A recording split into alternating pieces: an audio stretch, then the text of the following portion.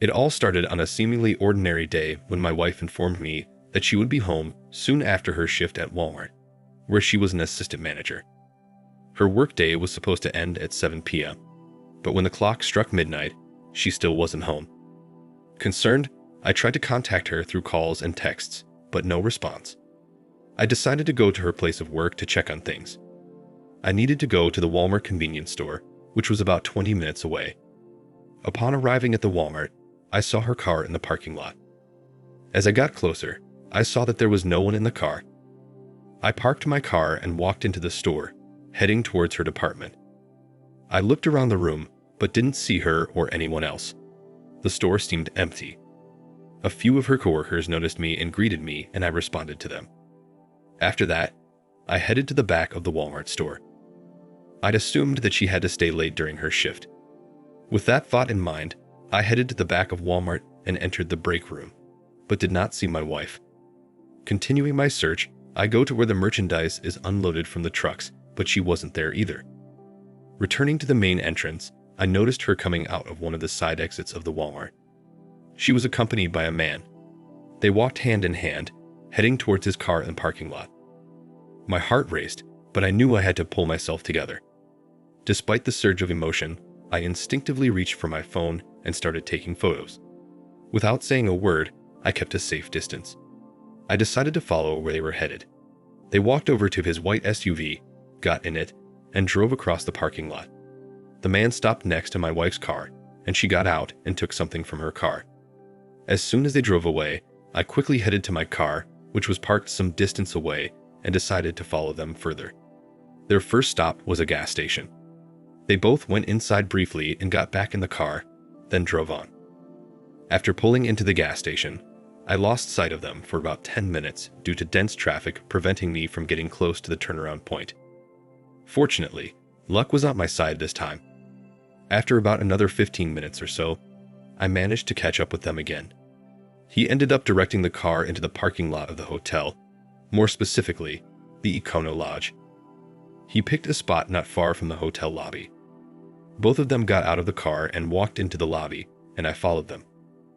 I estimated how long it took, got the license plate, and calculated the remaining time of her shift. According to her, she was supposed to finish at 7 p.m. These thoughts swarmed in my head, and my anxiety grew. What did he want with my wife? Time was passing, and I was getting more and more angry and nervous. I stayed close enough to be able to keep following them if they went somewhere else. All the while I noticed that she was talking to him as they walked towards the room. The hotel sign said the check-in time was 3 o'clock p.m. and the checkout time was 11 o'clock a.m. However, it was now 1:30 a.m. and there was no one coming out of their rooms. There were about 5 people in the hotel lobby, all sitting engrossed in watching TV. When the door swung open, I noticed that both of them were still fully dressed. After they entered, the door closed with a click. At that moment, I kind of froze in place. Should I burst in and knock on the door? But I didn't. Instead, I sent her a text message with a picture and video of them holding hands and walking into the hotel lobby. Then I got in my car and drove home, thinking I'd like to forget the whole thing like a bad dream. Later, my wife came home too, and the barrage of questioning began. When asked why I was following her, I replied, "You said you finished work at 7 o'clock p.m. I don't think we should discuss this. I have decided to separate and intend to file for divorce." Stunned, she became speechless at my words. Then she asked, "Can we talk?" To which I firmly replied, "No, there is nothing to discuss. I have proof of your infidelity, and the only thing you can do is to leave." In response, she said, "I have nowhere to go." I held up my hands and replied, "That's not my problem. If you decide to stay here, I'll change all the locks so you can't get in.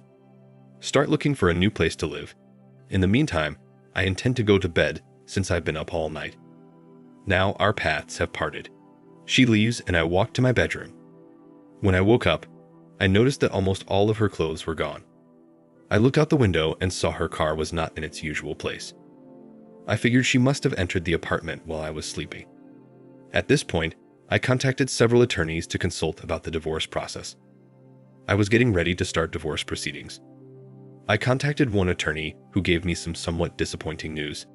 He informed me that under Virginia law, in order to file for a no-fault divorce, we must have lived apart for at least 1 year. He then clarified, "Have you and your wife been living separately for a year or more?" I replied, "No." He then informed me that I could still file for divorce, but warned that it could take a long time and there would be a lot of expense. I asked the attorney a question. What about a separation agreement? He informed me that the state of Virginia does not have specific laws on separation agreements. The option is that I can either file for a no-fault divorce or a no-fault divorce. After speaking with the attorney, I decided to file for divorce. My wife was absent and I was unable to serve her with the necessary papers. Therefore, my only option was to go to court and file a petition. My wife called on the phone and asked if she could come home. I replied, "You can come back, but you have to realize that I am filing for divorce, and my position remains unchanged." She said she had nowhere to go. I also suddenly realized that I don't have the means to initiate a divorce right now. I informed her, "For now, you can use the guest bedroom." A few weeks passed and I visited my attorney's office and filed for divorce. Afterward, I contacted my wife and informed her that I had filed for divorce. She responded by asking if things could be fixed. I told her that there were no options for reconciliation because of everything that had happened. I made it clear that there would be no forgiveness and the possibility of another chance. I couldn't accept that she cheated right in front of me. The image of this betrayal lingered in my mind for a long time. I tried to understand the reasons behind her act, especially considering the vows we had taken to each other as spouses and the promises of fidelity. At first, I wanted to salvage what we had, but the gravity of this transgression overrode everything. At this point, she started crying and apologizing, saying she couldn't imagine life without me. I told her that it was impossible to get our relationship back. "You betrayed me. After your cheating, I would rather be alone than spend time with you." I told her, "You can use the guest bedroom temporarily until you find a place of your own." In response, she said, "I can't find one." I then tell her, "You have options. Go to your parents, go to the guy you cheated on me with, or save up for your own place." She starts talking about the guy she cheated on me with, stating, "I'm not seeing him anymore." At this point, her emotions take over and she sobs, begging me to explain why I'm putting her through this, and that there was no way she expected me to take that step. In response, I said, "You have to realize that your actions led to these circumstances. The consequences are a result of your choices." The conversation ended with us yelling at each other. A few hours later, my wife's car occupies one of our assigned parking spaces. Walking into the house, I see her sitting on the couch talking on the phone. She ends the conversation, looks at me and asks, "Can we talk?" I reply, "Didn't we just yell at each other? What is there to discuss when the divorce process is already in motion?" She then asked, "Should we try seeing a counselor?" I met her gaze and replied, "No, I don't need counseling. However, you probably do. Let me be clear, you cheated on me, and no counseling will change that." I asked her to refrain from talking as I was not in the mood. To me, she was already a thing of the past, even though the divorce wasn't formalized yet. In response, she cried and retreated to the guest bedroom. Meanwhile, I headed to my bedroom and put my work bag on the bed. I returned to the couch to gather my thoughts. The pain in me has yet to subside, but on the bright side, I can now start my life over again. Fortunately, we have no children or financial obligations. I was about ready to surprise her on our anniversary with a trip to the Bahamas, but now I'm relieved that I don't have to spend any money on it. I'm trying to figure out what actions on my part caused her to give up 9 years of our marriage for fleeting encounters with a man of little value. It baffles me that she traded our relationship for a brief affair with an underachiever who still lives with his parents. The pace of this divorce process seems agonizingly slow to me, all things considered.